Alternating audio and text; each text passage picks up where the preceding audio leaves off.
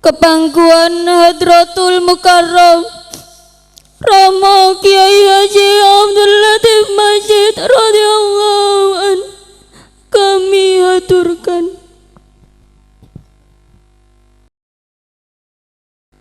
Assalamualaikum waalaikumsalam warahmatullahi wabarakatuh.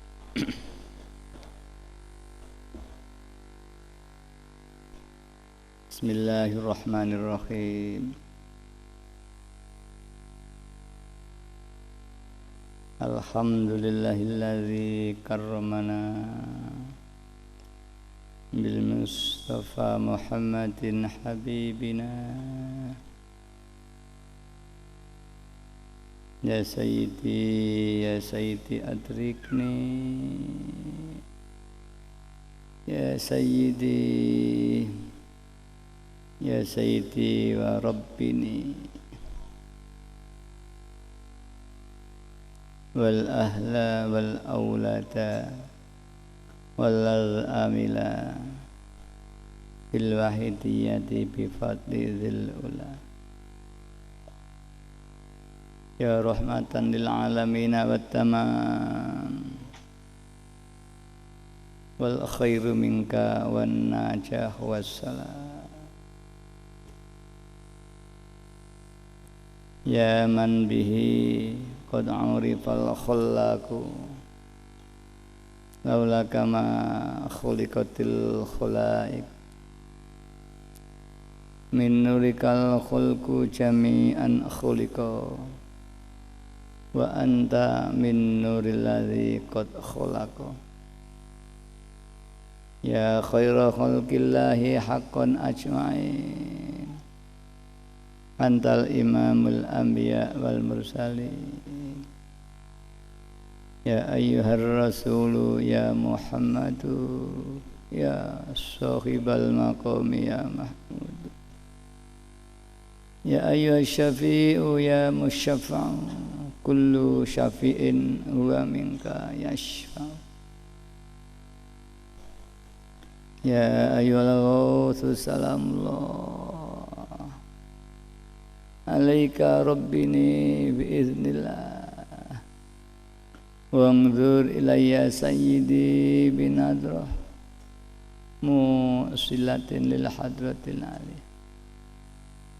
Ya Rabbana Allahumma salli sallimi ala Muhammadin syafi'il umami wal ali waj'alil anama musra'in bil wahidiyati li rabbil alamin. Ya Rabbana ufir yassir iftawahdina qurriba alifainana ya Rabbana, qurriba alifainana ya Rabbana, qurriba alifainana ya Rabbana. Amma ba'du.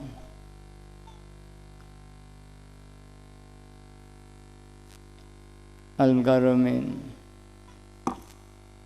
Hadratul Mukarram Mbah Yai Mu'alif Surat Waidiyah Qaddasallahu sirrah wa radallahu an.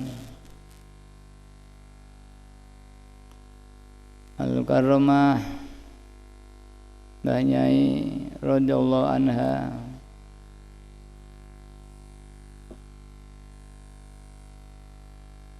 Al-Mukarramin, para bapak pramu perjuangan Wahidiyah, Al-Mukarramin, para khotimul Wahidiyah, baik pusat, provinsi, DIY, DKI, kabupaten dan kota-kota, kecamatan dan imam jamaah di seluruh tanah air yang hadir. Yang terhormat Bapak pejabat sipil TNI maupun Polri yang hadir, Al-Mukarramin, para bapak alim ulama yang terhormat, para bapak tamu undangan, para mujahidin wal mujahidat yang kami hormati, khususnya anak-anakku remaja yang saya cintai,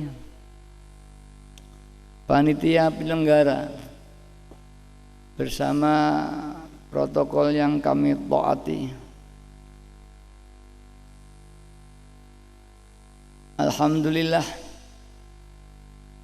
kita panjatkan puja dan puji tasyakur kehadirat Allah Subhanahu wa taala, di mana di malam hari ini kita bersama-sama mendapat taufik dan hidayah dari Allah Subhanahu wa taala, sehingga kita bisa menyelenggarakan Mujadah Kubro gelombang yang ketiga yang diperuntukkan untuk anak remaja kita. Ya, mudah-mudahan acara ini betul-betul diterima dan diridhoi Allah SWT. Disyafaati oleh Rasulullah sallallahu alaihi wasallam, diberi tarbiyah dan nazroh, beliau ghawth hadha zaman rodaan, hingga diberi kemanfaatan, kemaslahatan yang sebesar-besarnya fid dini wad dunya wal akhirah.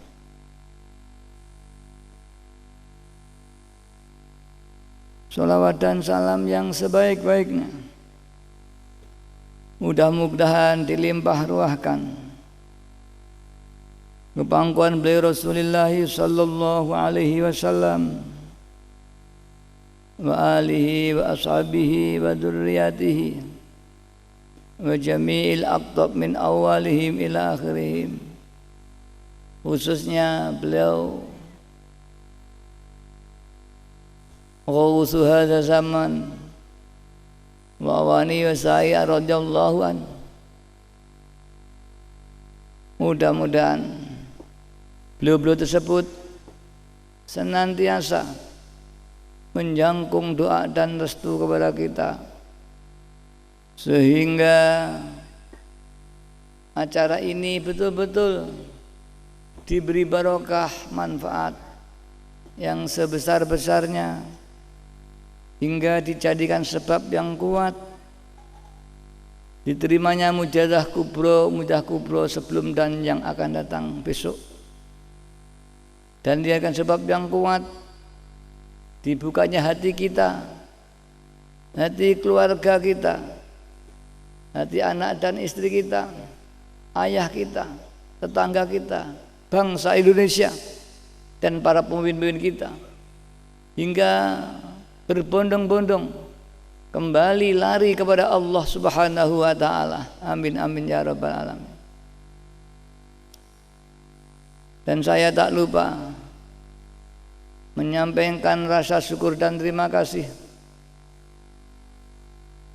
atas waktu dan kesempatan yang diberikan pada saya. Untuk itu saya menyampaikan doa jazakumullahu khairati wa sa'adatid dunya wal akhirah, wa ja'alana wa iyyakum minal ladzina yashfa'u lahum wa yurabbihim Rasulullah sallallahu alaihi wasallam syafaatan wa tarbiyatan khassataini fid dini wad dunya wal akhirah. Amin amin ya rabbal alamin. Anak-anakku yang saya cintai, gelombang ketiga ini gelombang yang diperuntukkan dan jadi tanggung jawabmu. Ketahuilah wahai anakku, Mujadah Kubro bukan sekedar seremonial, pengajian, arena mendengarkan dan mencari ilmu. Lebih daripada itu, Mujadah Kubro arena audensi kita kepada Allah Subhanahu wa taala. sowan kita kepada Rasulullah sallallahu alaihi wasallam. Di belakang Mbak Yai wa Ghausu hadzal zaman. Karena ini metode yang dipakai dalam perjalanan kita adalah metode hidayah, bukan ilmiah. Hidayah Allah lah yang akan menentukan keberhasilan kita dan tidak. Kalau orang mencari ilmu yang disentuh akal dan pikirannya, tapi kalau orang yang audensi kepada Tuhannya, yang disentuh hatinya menghadap kepada Allah. Kali para hadirat dan anak-anak remaja, pusatkanlah perhatian Anda, jangan teringat ke sana kemari. Hati kita kosongkan untuk menerima hidayahnya Allah SWT. Jangan Anda, kamu semua duduk tenang di sini, tapi jiwamu di luar arena mujahadah kubro. Jiwamu di rumah, jiwamu di tempat-tempat lain. Ini adalah penghinaan yang luar biasa kepada Allah wa Rasulih sallallahu alaihi wasallam. Ibaratnya kamu sowan pada seorang tua, tapi kamu tidak menghadap, malah membungkuri daripada beliau. Kalau ini suul adab para hadirat, ini berbahaya sekali. Didawukan muru'atul adab muqaddamun ala imtithabil awamir. Di dalam manusia ini menjalankan tugas dan perintah dari Allah. Sebelum menjalankan perintah dan tugas pada Allah, adab, tata krama ini harus kita perhatikan. Seorang yang menghadap kepada orang tuanya dengan tidak pakai etika, dia akan ditolak. Seorang menghadap pada seorang pejabat, dia tidak memakai etika dan aturan, dia ditolak, bahkan didepak dari kantornya. Begitulah Allah Subhanahu wa taala.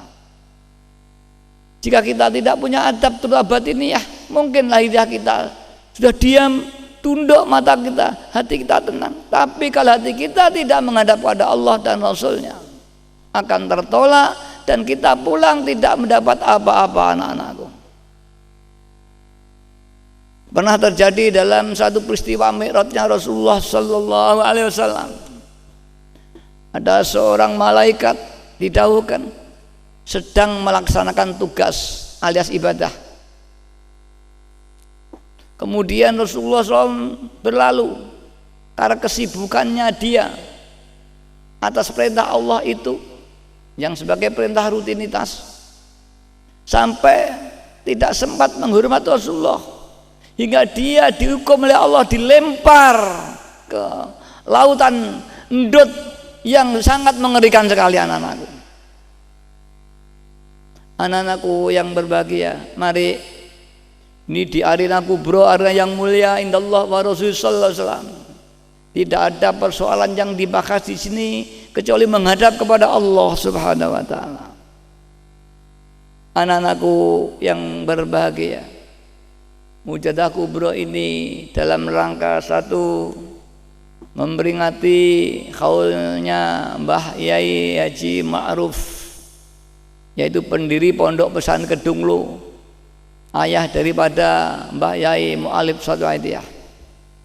Yang kedua, memperingati hari diciptanya atau lahirnya Salat Aidiyah dan acaranya oleh beliau Mbah Yai Mu'alib Satu Aidiyah. Karena itu pada hadirat, untuk mengisi bidang tentang haul Mbah Ma'ruf, mari kita baca Fatihah ditujukan Mbah Yai Ma'ruf. Ya, mudah-mudahan beliau diampuni dosa-dosanya, diterima amal-amalnya, dan semua perjuangannya bisa dirasakan oleh umat dan masyarakat. Al-Fatihah.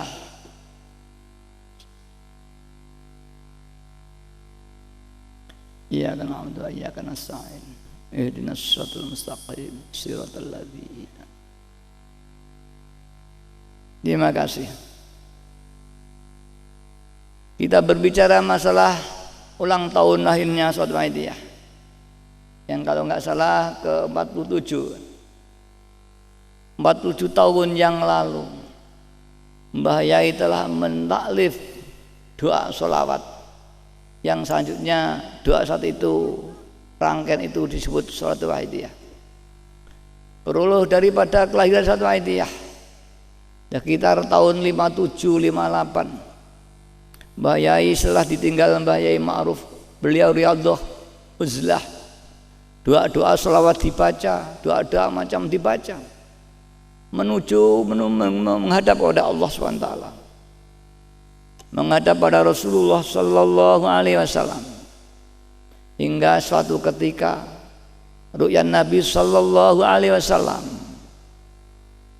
beliau berjumpa dengan Rasulullah Sallallahu Alaihi Wasallam. Beliau diperintahkan untuk perbaikan akhlak dan keimanan masyarakat. Beliau lantas istihad dengan cara apa? Untuk berbagi masyarakat, imannya, Islamnya, dan ihsannya. Di dalam misi Islam ada iman, Islam, dan ihsan. Dan Tritunggal ini harus menjadi satu kesatuan, ihsan, gerak di dalam ibadah kepada Allah. Iman tanpa Islam ya tidak sempurna, Islam tanpa iman ya tidak ada.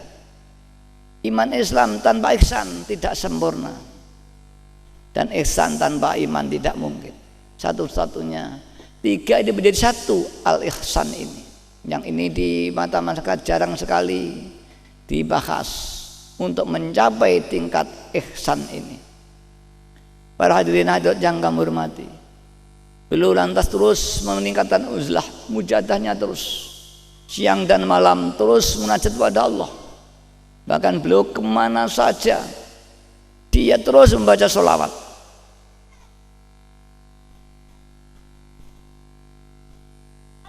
Sampai-sampai beliau kemana saja terus sholawat tasbih. Diceritakan dalam riwayat, kalau beliau naik sepeda, yang satu tangannya dalam saku ambil memutar tasbihnya, terus tidak pernah berhenti dia.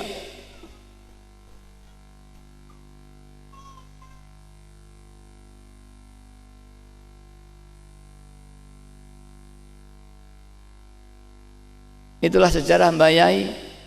Hingga tahun 60-an beliau juga ketemu Rasulullah Sallallahu Alaihi Wasallam lagi, diperintahkan lagi lebih tegas lagi. Beliau masih belum berani melangkah di tengah-tengah masyarakat. Sampai di tahun 63 beliau berjumpa Rasulullah Sallallahu Alaihi Wasallam yang ketiga, dengan tegas beliau memerintah dan setengah ada ancaman, jika tidak segera bertindak, umat masyarakat sangat membutuhkan, maka akan dicopot jabatan Mbah Yai Qaddasallahu sirrahnya. Jabatan rohaniyah yang diberikan Allah wa Rasulullah Sallallahu Alaihi Wasallam pada beliau akan dicopot. Maka saat itulah Mbah Yai kemudian memeras dengan cara apa? Akhirnya Mbah Yai tetap yakin bahwa iman tidak bisa dibangun dengan ilmu pengetahuan. Iman hanya bisa dibangun dengan hidayah dan taufiknya Allah Subhanahu wa Ta'ala. Setinggi apapun ilmunya, orang itu jika tidak dapat taufik hidayah, dia tidak akan mencapai satu kesempurnaan iman dan akhlak. Tapi serendah apapun orang itu, jika mendapat taufik hidayahnya, dia akan menjadi orang yang amanu wattaqo. Dan itu terjadi pada Rasulullah Sallallahu Alaihi Wasallam. Beliau adalah orang yang buta huruf, tidak berpengetahuan baca. Pengetahuan beliau adalah melalui pengalaman-pengalaman empirisnya. Dari baca, beliau tidak pernah membaca buku dan kitab karena buta huruf. Tapi karena beliau terus uzlah, dia bertahannu anak-anakku. Di tradisi Arab itu ada setiap tahun orang tahannu, menyisakan waktunya 1 bulan misalkan dia tidak bekerja tapi riyadhah untuk mendekatkan diri kepada Allah. Rasulullah sering bertahannu untuk memintakan umat dan masyarakat kembali kepada Allah SWT, di mana masyarakat jahiliyah semua anak-anakku. Lebih jahiliyah zaman Rasulullah daripada zaman sekarang ini. Zaman sekarang kita sambat dengan dekadensi moral di mana-mana. Ini masih kalah dengan dahsyatnya jahiliyah pada zaman Rasulullah SAW. Akhirnya Rasulullah dan klimaknya beliau uzlah di Gua Hira selama 40 hari 4 malam. Sang istri tercinta dengan telatennya dia mengirim makanan untuk sang suami yang uzlah di Gua Hira. Betapa mulianya Khadijah Al-Kubro sebagai istri Nabi. Dia saudagar yang kaya raya, mengabdikan diri kepada seorang yang tidak memiliki apa-apa. Pada saat Ramadan, disitulah Allah memberikan pertolongan kepada Rasulullah sallallahu alaihi wasallam. Beliau mendapat wahyu untuk diperintah berjuang untuk umat dan masyarakat. Itulah para hadirat. Metode yang dipakai Rasulullah SAW adalah metode hidayah dan taufik. Begitupun pula Mbah Yai Qaddasullah Sirah di 47 tahun yang lalu. Beliau memakai taufik hidayah, maka mentakliflah suatu amalan yang kita sebut saja amalan sholawat wahidiyah. Sholawat wahidiyah yang terangkai dan beberapa doa sholawat yang telah disusun dalam lembaran atau nuskhoh wahidiyah. Di sana ada sholawat wahidiyah, yaitu Allahumma ya wahidu. Ada sholawat ma'rifat, yaitu sholawat yang fadilahnya memohon kita diberi iman ma'rifat kepada Allah. Ada sholawat saljul qulub, yaitu sholawat yang fadilahnya mendinginkan hati yang panas. Ada sholawat, ada istighosah, mohon pertolongan pada Ghausul Zaman.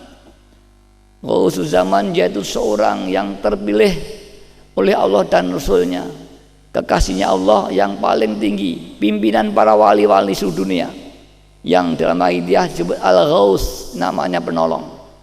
Di dalam thariqah banyak sebut Qutbul Aqtab.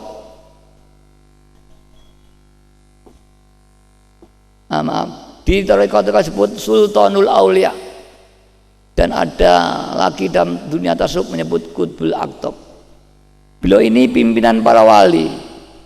Hatinya senantiasa tawaf kepada Allah Subhanahu wa taala.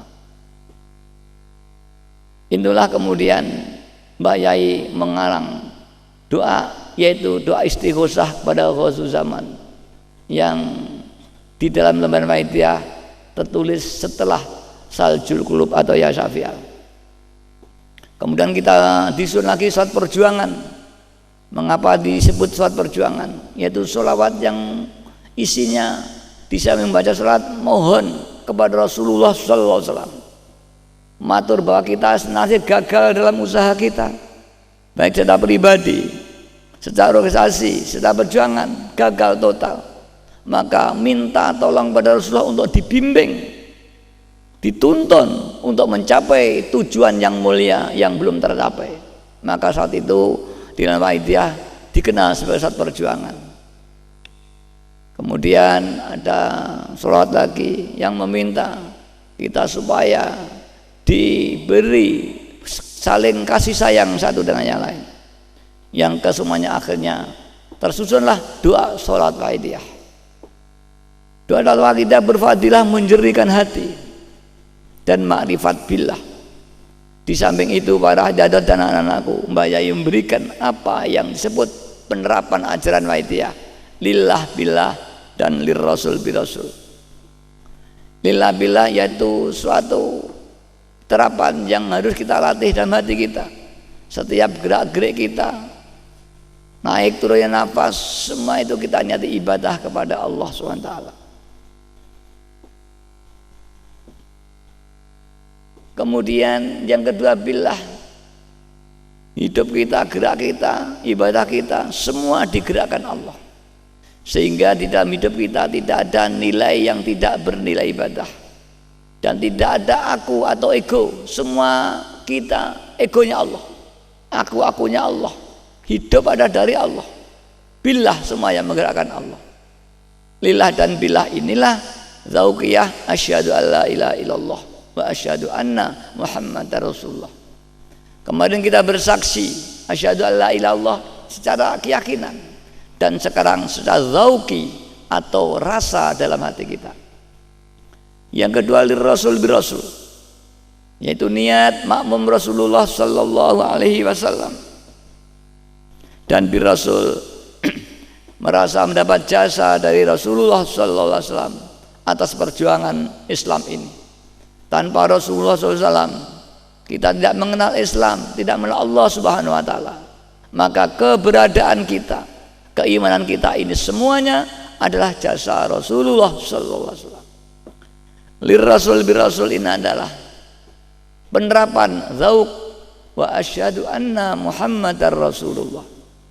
Maka apabila kita telah lillah dan billah lirrasul birasul, kita telah merasakan syahadah itu sendiri, bukan meyakini tapi merasakan, dan itulah disebut iman ma'rifat atau iman zauqi atau iman musyahadah kepada Allah SWT. Itulah yang diperjuangkan Wahidiyah hingga mencapai iman yang kamil, iman musyahadah.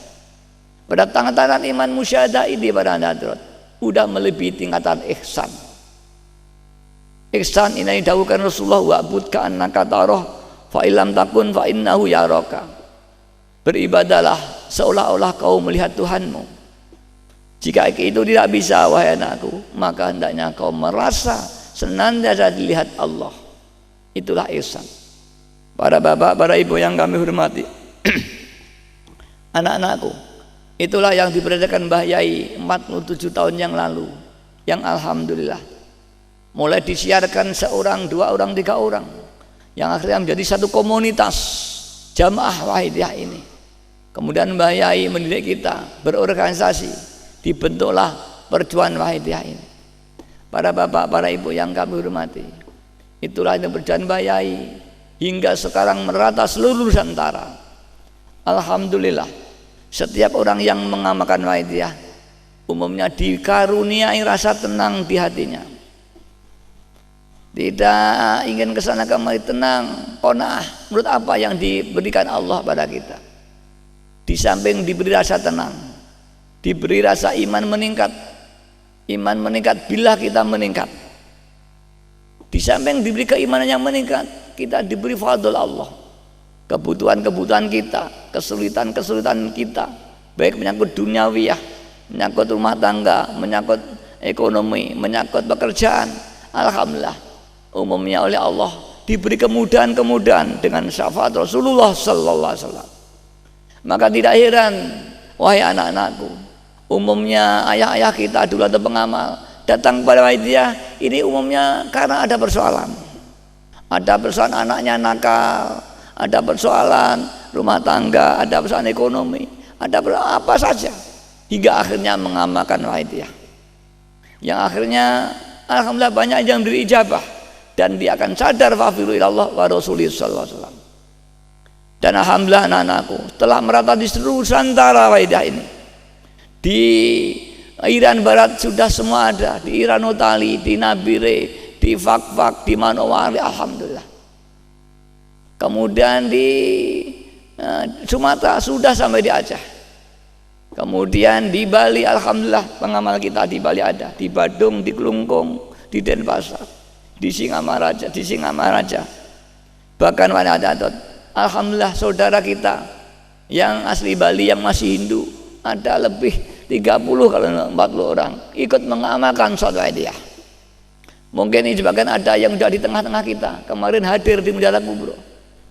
Beliau menerima ada sholat Wahidiyah, alhamdulillah, dan umumnya dikaruniai akhlak yang baik, bahkan akhirnya menjadi seorang muslim yang taat, yang karena kesadaran sendiri.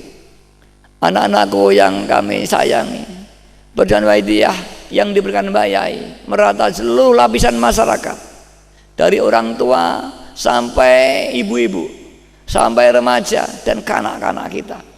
Ada satu pembinaan di kalangan orang tua dengan jamaah-jamaah Wahidiyah. Itu setiap minggu ada jamaah ibu-ibu, ada jamaah remaja, dan ada jamaah kanak-kanak. Maka dalam Menjala Kubro ini ada gelombang bapak-bapak di malam Jumat, gelombang ibu-ibu tadi malam, gelombang remaja sekarang, gelombang kanak-kanak besok pagi. Kanak-kanak datang semua ribuan anak-anak dari TK sampai SD anak-anakku. Mungkin Anda dulu ada yang merasakan ketika kanak-kanak Wahidiyah yang sekarang berubah menjadi remaja Wahidiyah. Kemudian pada Hadrat serta ada pembinaan seluruh lapisan masyarakat Wahidiyah meningkat. Persoalan perjuangan Wahidiyah mulai ada menangkat soal pendidikan, soal dana perjuangan, dibentuklah suatu sistem perjuangan Wahidiyah yang sekarang kita kenal dengan Yayasan Perjuangan Wahidiyah. Di mana Yayasan Wahidiyah ada departemen-departemen, ada departemen pembina wanita, pembina kanak-kanak, pembina remaja dan bapak, ada departemen keuangan, ada departemen koperasi, ada pendidikan pendidikan dan sebagainya, yang kesemuanya secara organisasi punya underbo sampai di daerah-daerah.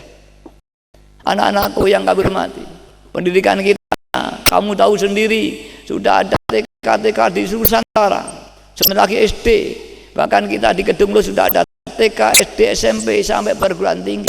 Yang tadi pagi kita ada wisuda dari Setis dan Setia Wahidiyah.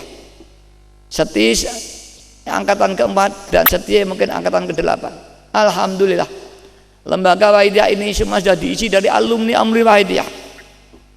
Di Nusantara ini alhamdulillah sudah merata. Anak-anakku yang kami sayang, itulah yang diperjuangkan Wahyai, yang mungkin kamu tidak menangi apa proses perjuangan ini. Anak-anakku yang kami sayang, perjuangan ini intinya adalah soal kesadaran kepada Allah. Maka tidak ada artinya apapun yang kau capai jika hati kita lupa kepada Allah Subhanahu wa taala. Iman musyahadah lillah dan billah ini anak-anak diterapkan setiap saat, setiap detik, setiap nafas naik turun. Kita melihat, kita niat ibadah kepada Allah.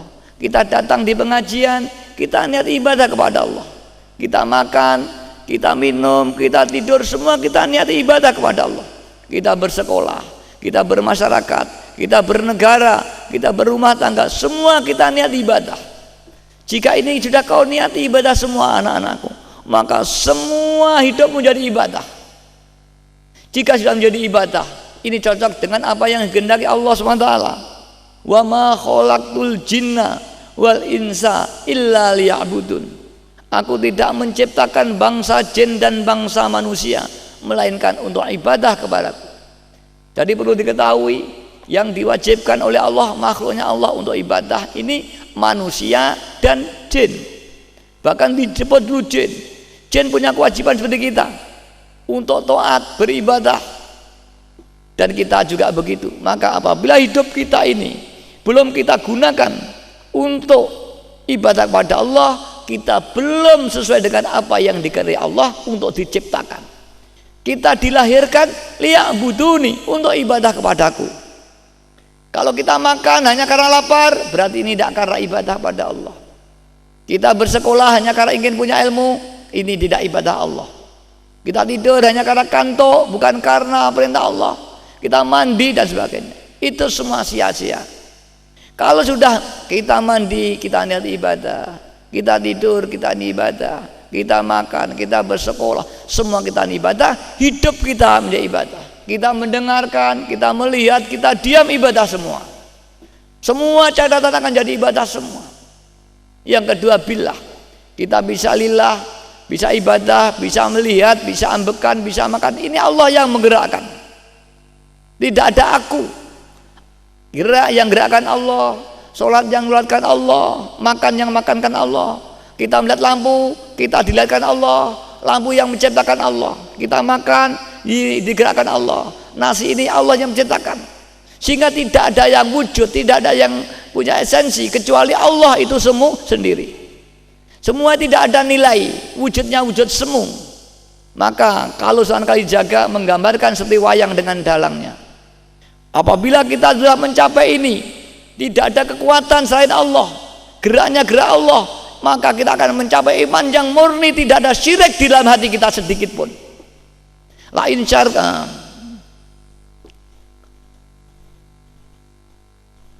innallaha la yaghfiru ay yushraka bih wa yaghfiru ma duna dzalika liman yasha. Wahai anakku, ketahuilah Tuhanmu paling benci dengan orang yang berdosa karena syirik kepada Allah, karena menyekutukan diri kepada Allah. Allah disekutukan dengan dirinya sendiri, Allah disekutukan dengan makhluk. Allah punya kekuatan, kita punya kekuatan. Allah punya ilmu, kita merasa punya ilmu. Allah punya kekuatan, kita makan, merasa makanan bisa kenyang, bisa menjadi sembuh. Ini syirik para hadirat.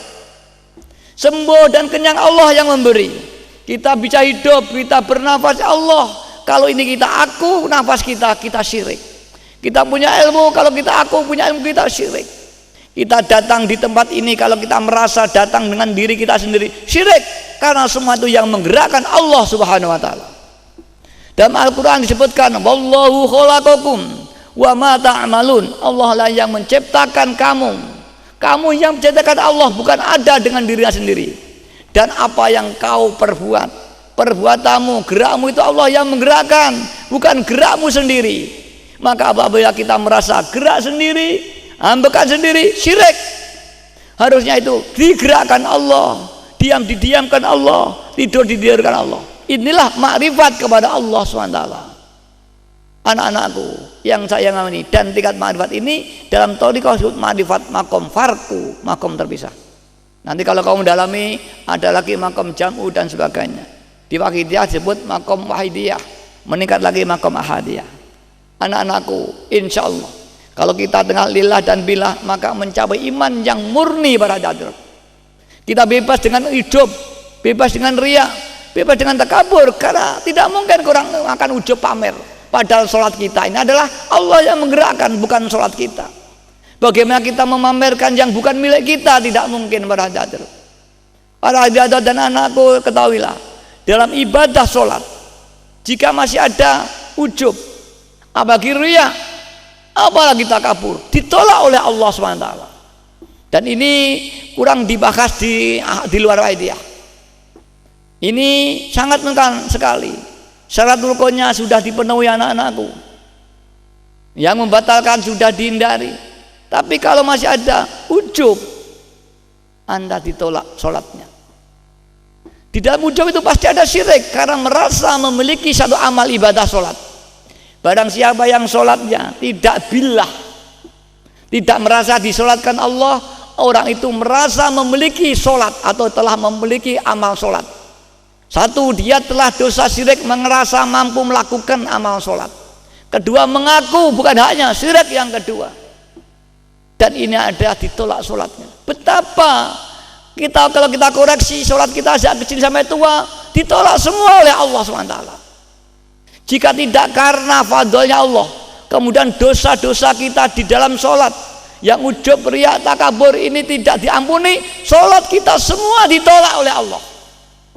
Maka setelah sholat, para ulama menganjurkan istighfar, minta ampun atas dosa-dosa yang kita lakukan di dalam sholat, termasuk ujub, riya. Jika ini diampuni, maka akan diterima sholat kita. Tapi kalau tidak diampuni dosa ujub kita, ditolak ibadah kita. Lantas apa yang kita banggakan nanti di akhirat anak-anakku? Semua tidak ada artinya. Para hadirat, maka iman musyadah ini sangat penting sekali untuk mencapai iman yang mukhlis, yang bersih dari syirik sama sekali. Syirik ada dua, syirik khafi dan syirik jali anak-anakku.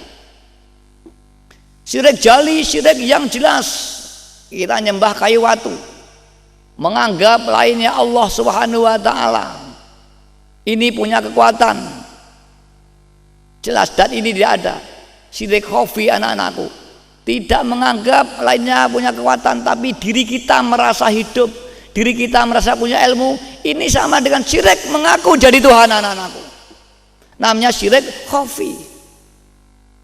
Anak-anakku yang saya sayangi, begitulah perjuangan Mbak Yai Quddasurah. Dan kamu sekarang alhamdulillah sudah merasakan perjuangan Waidiyah. Kamu sudah masih anak-anak, bahkan masih kanak-kanak dulu dilibatkan perjuangan. Iman ini anak-anakku, dulu tidak setiap orang bisa mencapai ini, bahkan sangat dirahasiakan karena sulitnya untuk mencapai iman musyadah. Iman musyadah tidak bisa dicapai dengan ilmu, dengan hidayah Allah. Para ahli-ahli membangun satu sistem yang disebut thariqah. Dulu kalau belum umur 40 tidak boleh anak-anakku mengamalkan ini. Hingga para aulia-aulia uzlah bertahun-tahun untuk mencapai ini. Apa yang itu Sunan Kalijogo, Sunan Geseng, ini riadah bertahun-tahun untuk mencapai iman ini. Mengapa sulit? Karena tidak menangi Rasulullah Sallallahu Alaihi Wasallam. Kalau zaman sahabat begitu ketemu Rasulullah SAW dinazrah dengan qalbun nubuwah, sekarang langsung iman kepada Allah SWT. Bahkan belum ketemu Rasulullah dengan ceritanya iman, hingga orang menganggap Muhammad punya sihir karena memang nazrohnya Rasul sangat mustajab sekali.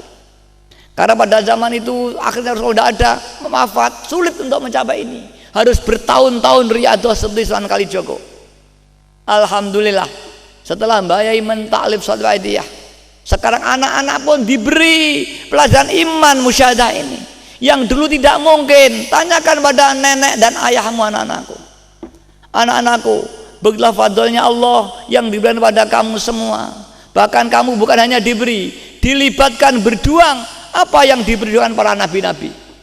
Nabi-nabi diutus oleh Allah hanya memperjuangkan iman musyahadah ini.